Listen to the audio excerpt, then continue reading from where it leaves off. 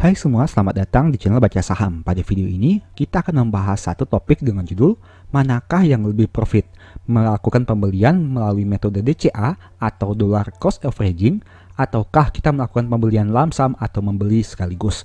Tapi seperti biasa, semua pembahasan ini bukan rekomendasi dan hanya informasi. Ingat, kerugian kamu tanggung sendiri ya. Nah, video ini Mimin buat karena ada pertanyaan dari para subscriber. Bunyinya kira-kira seperti ini. Saya hanya mampu top up RDN 300.000 per bulan. Apakah saya harus langsung membeli saham simpanan setiap bulan tanpa kalkulasi? Atau saya harus menunggu sampai harga saham turun baru membeli, walaupun saldo menumpuk di RDN? Dan ini ada beberapa informasi dari para subscriber lainnya yang membantu menjawab pertanyaan tersebut. Nah, sekarang saya akan coba mengemukakan pendapat secara pribadi. Di sini ada satu kondisi yang mana beliau hanya mampu untuk top up dana 300.000 per bulan. Berarti maksimal harga saham yang bisa dibeli setiap bulannya adalah Rp3.000. Pilihannya yang pertama, apakah membeli saham tanpa kalkulasi atau dollar cost averaging? Atau pilihan kedua, tunggu harga turun baru dibeli, atau dengan kata lain, lump sum.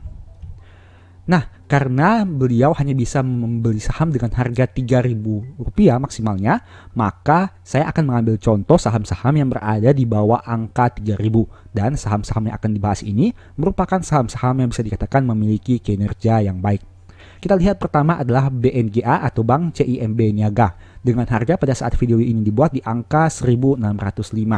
Nah, bisa teman-teman lihat di sini untuk rentang waktu tahun 2019 hingga tahun 2023.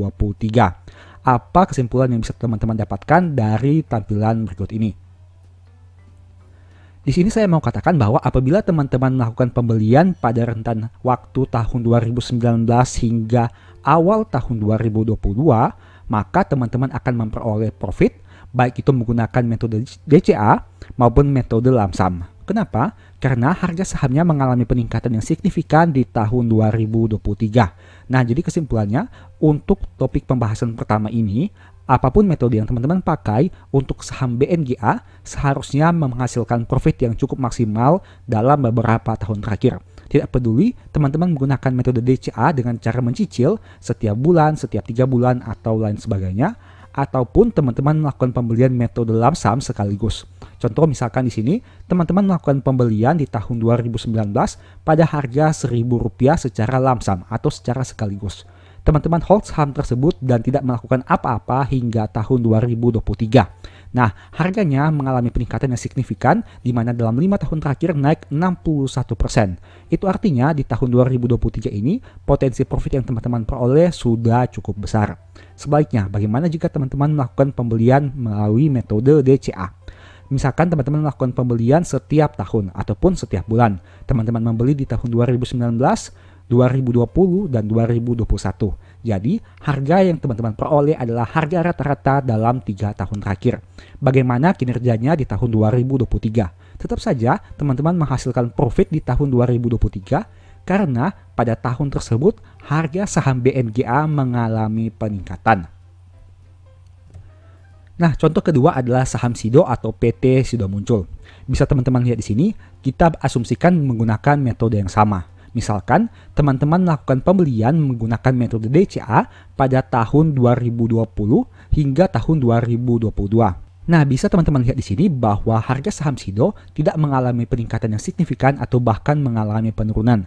Meskipun dalam 5 tahun terakhir, sebenarnya telah naik sekitar 68% ke angka Rp700. Bisa teman-teman lihat di sini, apabila teman-teman melakukan pembelian pada pertengahan tahun 2020 hingga tahun 2023, sebenarnya harga sahamnya tidak bergerak kemana-mana atau cenderung mengalami penurunan. Apakah teman-teman menggunakan metode DCA dengan membeli setiap bulan atau setiap tahun, ataupun teman-teman melakukan pembelian menggunakan metode lump sum sekaligus dengan nominal yang besar, tetap saja intinya harga saham Sido belum bergerak kemana-mana dan cenderung menurun. Kesimpulannya, apabila teman-teman melakukan pembelian pada rentan waktu di kotak merah ini, teman-teman masih menghasilkan profit yang tidak maksimal atau bahkan mengalami floating loss. Jadi kesimpulan apa yang bisa teman-teman peroleh dari 2 contoh tadi? Untuk saham BNGA, apapun metode yang teman-teman gunakan, baik DCA maupun lump sum, tetap saja menghasilkan keuntungan. Sebaliknya, Untuk saham SIDO dengan rentan waktu tahun 2020 hingga 2022, harga sahamnya belum bergerak kemana-mana sehingga apapun metodenya, teman-teman sama saja tidak menghasilkan profit yang maksimal. Nah, kita lihat sekilas untuk kinerja dua saham ini. Bisa teman-teman lihat di sini, untuk ekuitas saham SIDO 3,1 triliun, sedangkan ekuitas BNGA 46,8 triliun. Dan untuk net profit saham SIDO 300 miliar, sedangkan net profit BNGA 1,5 triliun rupiah. Bisa teman-teman lihat di sini bahwa kinerja keuangan perusahaan BNGA ini atau Bank CIMB Niaga sangat besar jika dibandingkan perusahaan SIDO muncul. Tapi pertanyaannya, di sini poinnya. Kenapa PBV saham SIDO ini 6,7 kali lipat, sedangkan PBV BNGA hanya 0,86 kali lipat? Ini merupakan suatu hal yang tidak wajar. Kenapa? Karena secara kuantitas ataupun secara kualitas, BNGA ini punya kinerja keuangan yang berkali lipat dibandingkan saham SIDO. Bisa teman-teman lihat di sini, dengan total ekuitas sebanyak 46 triliun, saham SIDO hanya memiliki ekuitas 3,1 triliun saja, angka yang cukup jomplang. Begitu juga dengan pencapaian profitnya. Di saat saham SIDO hanya menghasilkan profit 300 miliar, perusahaan BNGA ini menghasilkan profit 1,5 triliun rupiah.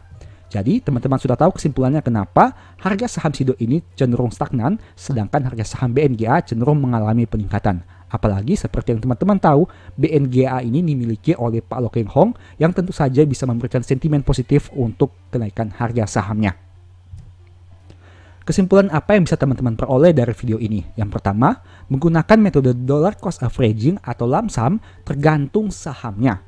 Meski saham perusahaan bagus tapi valuasi sudah tinggi, tidak terlalu berpengaruh. Sebaliknya, jika perusahaan bagus dan valuasinya masih rendah, mau pakai metode DCA atau LAMSAM sama-sama cuan. Kesimpulan kedua, kinerja keuangan dan valuasi berbicara lebih kuat dibandingkan memperdebatkan metode DCA atau LAMSAM. Kesimpulan ketiga, jika diharuskan untuk memilih saat saham sedang berada di harga sideways, sebaiknya bisa menggunakan DCA. Tapi saat saham sedang krisis, pakai saja LAMSAM. Kesimpulan keempat, apabila dana kamu terbatas, berarti pilihan sahamnya juga terbatas. Misalnya dengan dana 300.000 per bulan, berarti maksimal beli saham di harga 3.000 saja. Menurut saya, masih lebih baik jika dana tersebut dikumpulkan dulu, sehingga pilihan sahamnya menjadi lebih banyak, yang berarti teman-teman bisa memilih saham dengan harga di atas Rp3.000. Selama kumpulkan dana tersebut bisa ditempatkan di reksadana pasar uang. Tapi sekali lagi ini disclaimer, tergantung profil risiko teman-teman sendiri, yang tentunya punya risiko yang lebih kecil agar teman-teman tetap dapat bunga meskipun kecil. Dan hal itu lebih baik jika dibandingkan hanya taruh di tabungan dan terpotong biaya administrasi. Kesimpulan ketujuh, upgrade skill dan potensi kamu sehingga nantinya bisa top up RDN dengan nominal yang lebih besar. Tentu saja, semakin besar pendapatan, seharusnya semakin besar juga dana yang bisa kamu setorkan ke RDN. Dan kesimpulan ke-8, banyak sumber informasi gratis yang bisa kamu dapatkan sebagai bahan pembelajaran. Jadi, jangan perlu berkecil hati jika uang kamu masih terbatas, karena banyak informasi yang teman-teman bisa peroleh secara gratis. Ingat, apabila kamu berusaha, kamu pasti bisa memperoleh informasi tersebut. Di akhir video saya mau menyampaikan bahwa tetap semangat dan jangan pernah menyerah. Di mana ada kemauan, di situ ada jalan. Sebagai informasi, apabila kamu ingin mempelajari metode DCA dan dividend investing, mungkin kamu bisa mempertimbangkan membaca e-book strategi nabung saham ini. Dan apabila kamu ingin mempelajari cara analisa dan valuasi harga saham, mungkin e-book The Stock Market ini bisa membantu. Demikianlah pembahasan pada video ini. Selalu ingat bahwa video ini bukan rekomendasi dan hanya edukasi. Segala risiko kerugian menjadi tanggung jawab kamu sendiri. Nah, kira-kira kamu ingin dibahas materi apa lagi? Tulis di kolom komentar ya. Berikut ini beberapa list e-book baca saham. Yang pertama adalah cara cepat analisa laporan keuangan, yang kedua strategi nabung saham, dan yang ketiga adalah The Stock Market yang sudah kita bahas tadi. Apabila tertarik melakukan pembelian, silahkan chat saja pada nomor WA yang tercantum. Sekian video ini, semoga bermanfaat. Thank you.